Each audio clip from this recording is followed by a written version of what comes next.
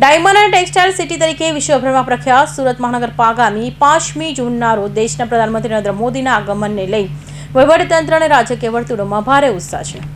પ્રધાનમંત્રી મોદીની દક્ષિણ ગુજરાતની મુલાકાતને લઈ સમગ્ર વહીવટીતંત્ર રાજકીય વર્તુળોમાં ભારે ઉત્સાહ માહોલ છે। જોકે ચાલુ વર્ષની કાળઝાળ ગરમી અને હવામાન વિભાગ દ્વારા કરવામાં આવેલી અણધારી વરસાદની આગાહીને ધ્યાનમાં રાખી વહીવટીતંત્ર દ્વારા કાર્યક્રમના સ્થળમાં મોટો ફેરફાર કરવામાં આવ્યો છે। વડાપ્રધાન વિશાળ જનસભા હવે ખુલ્લા મેદાનના બદલે સુરતના અત્યાધુનિક એસી ઇન્ડોર સ્ટેડિયમ ખાતે યોજાશે।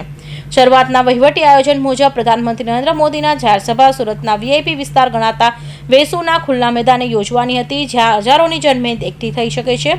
તે માટે વિશાળ ડોમ અને સ્ટેજ બનાવવાની પ્રાથમિક વિચારણા પૂરી કરી લેવાઈ હતી, પરંતુ ચાલુ ઉનાળે પારો સતત ઊંચો રહેવાને કારણે અસહ્ય ગરમીથી નાગરિકોને મુશ્કેલી ન પડે તે માટે તંત્ર ચિંતિત હતું। આ દરમિયાન હવામાન વિભાગ દ્વારા આગામી દિવસોમાં સુરત સહિત દક્ષિણ ગુજરાતમાં હળવો કે ભારે વરસાદની સત્તાવાર આગાહી કરવામાં આવતા આયોજકો તાકીદ એક્શનમાં આવ્યા હતા।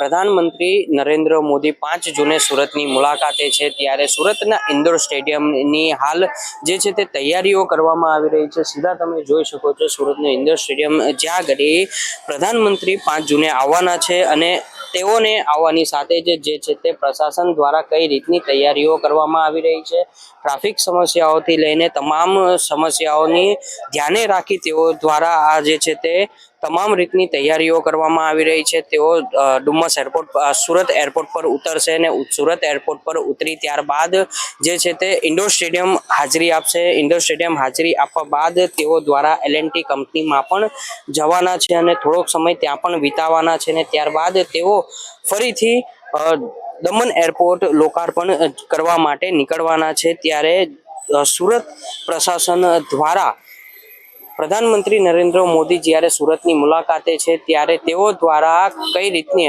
વ્યવસ્થિત રીતે તૈયારીઓ કરવામાં આવી રહી છે કે જેથી કરી કોઈ અનિચ્છનીય ઘટના કે કોઈ બનાવ ન બને। ધર્મેન્દ્ર રાણા, હિન્દ ટીવી, સુરત।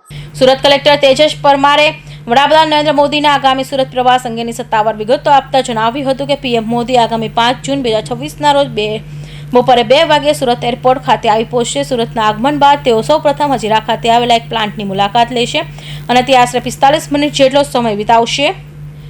હજીરાની મુલાકાત પૂર્ણ કર્યા બાદ વડાપ્રધાન સુરતના ઇન્ડોર સ્ટેડિયમ ખાતે એક ભવ્ય જાહેર સભાને સંબોધિત કરવા પધારશે। આ જાહેર કાર્યક્રમ બપોરે 4:15 થી 5:15 વાગ્યા સુધી એટલે કે 1 કલાકનો રહેશે, જેમાં સરકારના વિવિધ વિભાગોના 18,000 કરોડથી વધુના મહત્વના પ્રોજેક્ટ ખાતમુહૂર્ત અને લોકાર્પણ પીએમ મોદીના હસ્તે કરવામાં આવશે। આ કાર્યક્રમ બાદ વડાપ્રધાન સુરતથી આગળ પ્રસ્થાન કરશે। કૌશિક પટેલનો report, Hind TV news, Surat.